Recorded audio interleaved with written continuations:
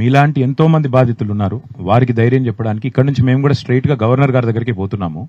Governor గారి దగ్గర ఈ అక్రమ మంత్రి, ఇప్పుడు మీరు చెప్పిన ఒక మాట, మీరు చూడండి ఒక మాట వారు చెప్పింది సతీష్ గారు, అంటే నేనే రాజు నేనే మంత్రి, ఈ రాష్ట్రంలో ఇంకా కోర్టులు లేవు, పోలీస్ స్టేషన్లు లేవు, మా రాజ్యం మేము ఇష్టం వచ్చినట్టు చేస్తాం, ఎవరి భూములు కావాలంటే వారి లాక్కుంటాం, మీరు మా మాట వినకపోతే బెదిరిస్తాం, మీరు కోర్టుకు ఎందుకు పోయారు, కోర్టు ఏం చేయలేదు అనేంత ఒక ధిక్కార ధోరణి, ఒక గూండాగిరి, గూండా రాజ్యం ఏదైతే నడుస్తున్నదో వాళ్ళ సతీష్ షా గారికి పల్లవి షా గారికి సంపూర్ణంగా అండగా నిలబడతాం.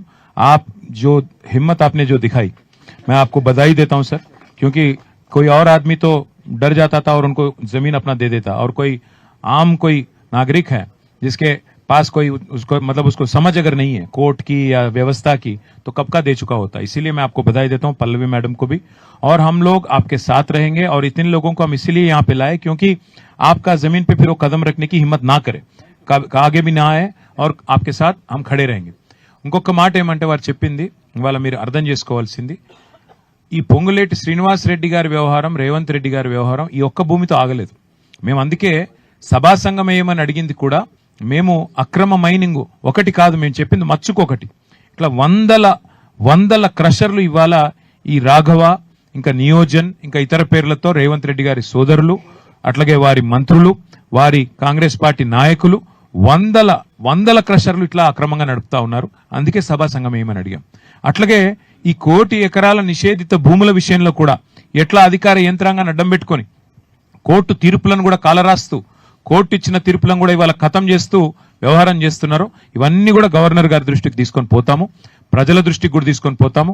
ఇవాళ ఒక సైట్కి వచ్చాము, ఇంకా అవసరమైతే మేము ఎమ్మెల్యేలు అందరం కూడా మరి దఫాలుగా మరి పూర్తి స్థాయిలో మరి అన్ని సైట్స్ కూడా విజిట్ చేస్తాం, మీడియాకు కూడా తీసుకుని వెళ్తాం, నిజ నిర్ధారణ చేస్తాం, ప్రజాక్షేత్రంలో ఈ వాస్తవాలన్నీ బయట పెడతాం, కోర్టుకు కూడా తప్పకుండా పోతాం, అవసరమైతే న్యాయ పోరాటం కూడా చేస్తాము. నేను పోలీస్ యంత్రాంగానికి కూడా ఒక హెచ్చరిక చేస్తా ఉన్నా, ఇక్కడ గోడలు గుల్లగొడుతుంటే అక్కడ పక్కన కూర్చొని టిఫిన్లు తింటా ఉన్నారంటే నిజాయితీ పరులైన అధికారులను ఎట్లాగూ వీళ్ళు ఉండనివ్వరు, బతకనియరు. హబీబుల్లా ఖాన్ ఎట్లయితే తీసి పారేసినారో మరి మాకు కూడా గతి పడుతుందని చెప్పి కొంతమంది పోలీసులు కూడా ఇవాళ వీళ్ళ అరాచకాలకు వంత పాడుతున్నారు, అరాచకాలకు మద్దతు పలుకుతున్నారు. ఆ అధికార యంత్రాంగానికి నేను హెచ్చరిస్తా ఉన్నా, 2-2.5 ఏళ్లలో మళ్ళీ మా గవర్నమెంట్ వస్తుంది. ఈ అక్రమాలకు ఎవరు అండగా నిలబడ్డా, ఇట్లా పేద ప్రజల్ని, ఇట్లా మధ్యతరగతి ప్రజల్ని, ఇట్లా రాజకీయ నాయకత్వంతో సంబంధం లేని వాళ్ళని ఎట్లా పడితే అట్లా ఆడుకుంటాం, ఎట్లా పడితే అట్లా చేస్తాం, దానికి మేము రేవంత్ రెడ్డికి, పొంగులేటి శ్రీనివాస్ రెడ్డికి అండగా నిలబడతామంటే మీకు తప్పకుండా మీ డైరీలో రాసుకొని పేర్లు మీ అందరికీ కూడా వదిలిపెట్టము. ప్రతి ఒక్కరి మీద కూడా రిటైర్ అయితే కూడా విచారణ జరిపిస్తాము. మీరు నిజాయితీగా మీ డ్యూటీ చేయండి, నిజాయితీగా డ్యూటీ చేయండి, న్యాయం వైపు నిలబడండి, ధర్మం వైపు నిలబడండి, ప్రజల వైపు నిలబడండి. మేము వేరేం అడగట్లేదు.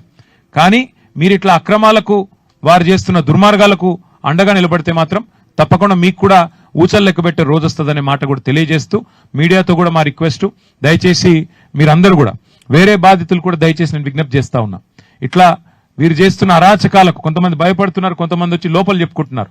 మొన్న శంషాబాద్ మండలంలో ఒక ఉదాహరణ చెప్తాను నేను మీకు.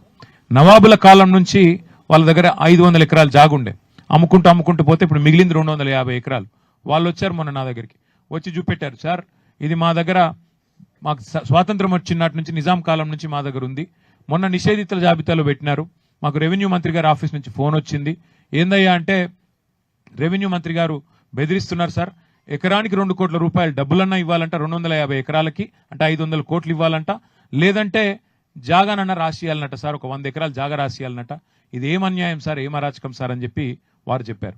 మరి నేను చెప్తాను, ప్రెస్లో మాట్లాడతానంటే దయచేసి మా పేరు బయట పెట్టకండి సార్, పేరు బయట పెడితే చంపేస్తారు, వీళ్ళు చాలా దుర్మార్గులు సార్, చంపేస్తారు, మేము కాపాడుకుంటాం సార్, కోర్టుకు పోతాం, కాపాడుకుంటాం, కానీ మీ గవర్నమెంట్ వచ్చినాకన్నా మాకు హెల్ప్ చేయండి అని చెప్పిపోయారు. అందుకే వేరే బాధితులకు కూడా మేము పిలుపునిస్తున్నాం, అవసరమైతే మా పార్టీ ఆఫీస్ ఉంది, లీగల్ సెల్ ఉంది, మీరు రండి, మీ పేర్లు బయట పెట్టాం, మాకు తెలుసు ఈ గుండాల నుంచి మీకు భయం ఉంటుంది, మాకు తెలుసు, పేర్లు బయట పెట్టాం, కానీ న్యాయపరంగా మీకు అండగా నిలబెడతాం.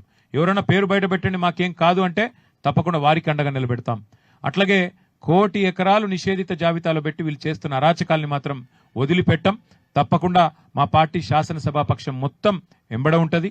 దాంతోపాటు వీళ్ళు అక్రమ మైనింగ్ ఏదైతే చేశారో ఆ అక్రమ మైనింగ్ లో చట్టం ప్రకారం 1 ఇయర్ కఠిన కారాగార శిక్ష వేయాలి. ఈ మంత్రి గారు వెంటనే రాజీనామా చేయాల్సిందే.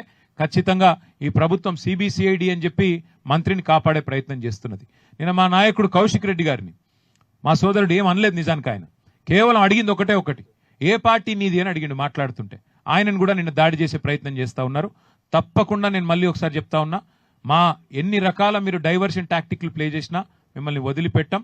ఖచ్చితంగా సభ నిన్న ఏదైతే తప్పుదోవ పట్టించే విధంగా, రాష్ట్ర ప్రజల్ని తప్పుదోవ పట్టించే విధంగా మీరేదైతే వ్యవహారం చేశారో మంత్రి రాజీనామా చేయాల్సిందే.